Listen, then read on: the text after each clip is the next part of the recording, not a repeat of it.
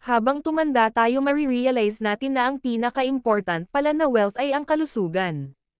Na kung saan pag ito'y naabuso at mas inaboso lalong humihina ito sa takdang panahon hindi dahil sa katandaan kundi dahil sa unhealthy lifestyle natin.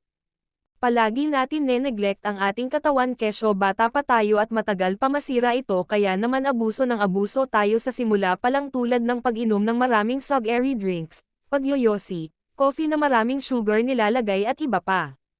Sabi nga ng iba enjoy life to the fullest pero hindi natin kinakonsider na tingnan sarili natin upang ito'y hindi maabuso.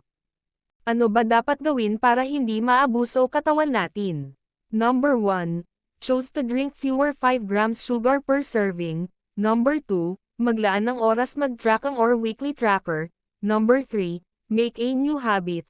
Kaya naman meron akong tracking details pa sa inyo upang matrack natin mga gagawin natin on how to choose healthy drinks. Ito ay free lang. Kung gusto nyo ng copy message na iyo lang ako ng how.